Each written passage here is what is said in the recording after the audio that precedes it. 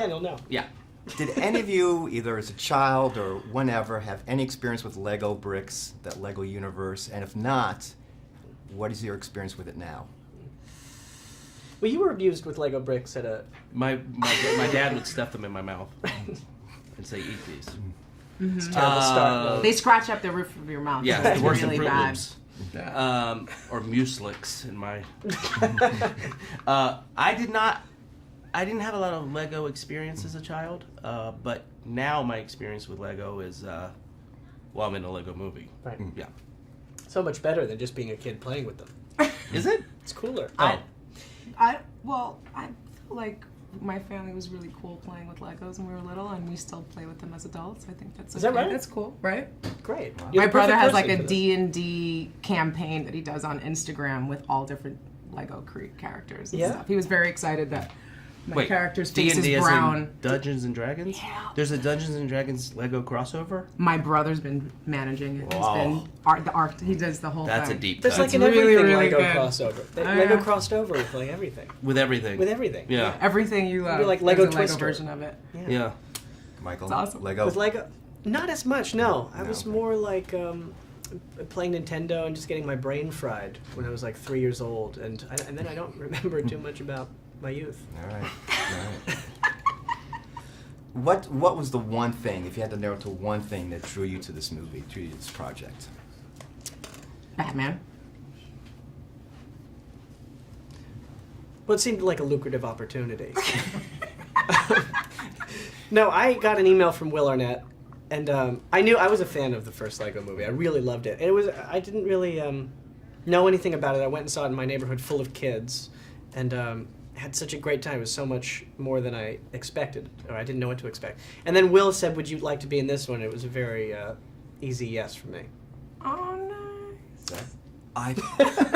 I thought they asked me to be in the Eggo movie, an egg with waffles. I love those. Yeah. You have your email auto-corrected. No, it's Lego My Ego. A crossover. That's right. Great. Lego. Oh. I've got Legos in my that, Eggo. I can't believe people marketing haven't thought of that yet. Well, it's half plastic, half waffles. Come on, the waffle. If you made a Lego waffle shape, No, but you come can eat it, on, it's how fine. good would it be? Be delicious. Now, in recording voices for an animated feature, you're usually stuck by yourself in a booth, and maybe you're interacting with the director, Chris McKay, and that's pretty much it. Did any of you have the chance to work with another cast member while recording your performance? Just once. You did? I did Yeah. work with Will once. Which was really good, actually. Apparently, it really informed some of the stuff, because our dynamic was really good. I was just adoring him the entire time, because that's that nice. Batman voice. I guess that really I would have helped. loved that. I never got to do that. No, Anyway, always They, by they yourself. kept me away from everyone. Yeah. I tried. I asked about you. I asked about you, and it was just Wait, weird. How didn't that work out? I don't know. They were kind of like, I don't know. I think it was a Chris thing. I think he was just like loves having that one-on-one. I was time with free. everybody. I mean, I was free the whole time. Same Whenever here. you were recording, they could have called me. Zach, you worked with Will, I think, once, didn't you? And, I They did. wanted this Yeah. magic. That's what they wanted. They wanted Oh, to now I save see it. why. Now I They see wanted why. to save it for Would have been now. complaining the whole time about why it hadn't happened sooner. I worked with Will for one day, and then he cut it off after that. Yeah. You put Maybe a that's what happened. But I mean, if you meet Will, you kind of know Will right away. I've known Will for a long time, so I think having known him in a weird way, even that being in the booth with him, I kind of Right. imagined how he was gonna play off this stuff a little bit. But being in the booth is or be recording together. I don't know why it's not done more often. It seems like it would be easier. Well, I think because this movie has such a... Like, the tone of it is so much in the musicality of it, like the rhythm of it. So I think even if we would work together, it would be so heavily edited. It wouldn't be like they would just leave a take of us, kind of fooling around together. So maybe they thought, let's just keep them isolated. It'll be easier for us.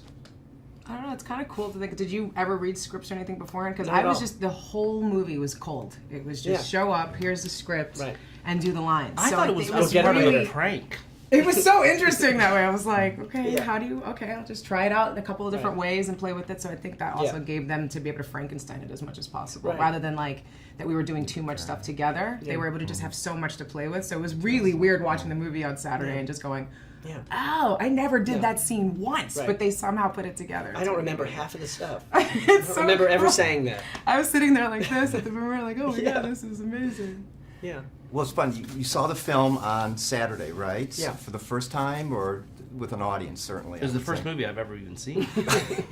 Was there anything, can you specify a moment that surprised you the most? I mean, look at you recorded the voice, it would stretch over a period of months, I'm sure, but was there moments that just came out of the blue and just really knocked you out?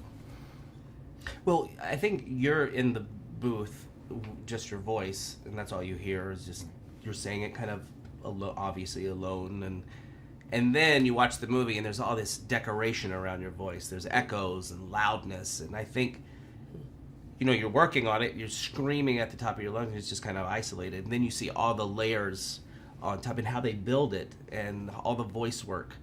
That to me is kind of fun to watch it because you just do see it in the rawest form, obviously, when you're working, and to see the really big produced version of it is fun because in my mind, I'm like, they're never gonna make this into a thing. I just drove in and said 2 sentences and now leave. Yeah, that's not a and then it's movie. a big movie. Yeah. Especially when it was like down to the countdown, because I've done animated voiceover stuff before, but it's like 5 years normally. This was like half that time, and they're like, "No, it's coming out in 2 months." I'm like, Right. "I'm still Really? recording." Yeah. How's that possible? You have to record tomorrow. No, I think it was what was so amazing to me was just watching whole scenes that I hadn't even seen before, or just where the storyline was. Because except for the stuff that I read that was cold for my character, I didn't see any of the other stuff that your characters were doing. So it was so brand new, which was really nice to show up. Yeah, and I didn't even understand what some of the scenes were about that I was doing. You watch it in the movie, you're like, oh, we're in jail now. So I was saying, okay, when I said that, it was because we're in a prison cell, right? That makes sense. But do you see drawings, renderings of some of the environments and the characters and whatever? really. Not as No? much as you think you would, but I mean, I think you see some little. sketches here and there. Right. Yeah. Yeah, that kind of helps give you a sense of the tone of the movie you're making, like the pace of it and just what the humor is. Yeah. Favorite DC Universe character, not including the one you just played for the Lego Batman movie? What are some of the options there? And are you talking about Washington, D.C.? Because, I mean, like- it's so broad. Why don't we hone it to like 5 options? yeah, who are... Well, in the movie, I I mean, obviously, you know D.C. characters. Of right? course. No, Catwoman Stretch. was really good. I love Stretch. Zoe Kravitz was Catwoman in this, though, so I wouldn't want to like be too crazy on that. DC character. Oh, DC see, character. I have to say I'm a Joker, Right. big Joker fan, and I would say Red Hood Joker, like God. origin story. Oh, you're giving of an answer. Joker. You're That's giving a a real real answer. Okay. Yeah, Wow. sorry. Michael, you must have something right off the top of your head. I love Uncle Fester. I'm just going all the way. I think that's Adam's family. But okay. And, yeah, same here. Right. Going with Fester. Just as bad of an answer. I mean, right. I didn't think about it, but yeah. Right. Yeah, he's the guy. He's kind of the guy. Look, I'm a grown man. I don't know who that stuff is. But Zach, I did read that you are a fan of Jack Nicholson's. Yeah. Did Well, that- I think the cartoonish version of because Batman got so serious, and I think Tim Burton's fun version of that is what you know with a movie like this is more similar. The randomness in which Jack Nicholson played that character, I think, is just.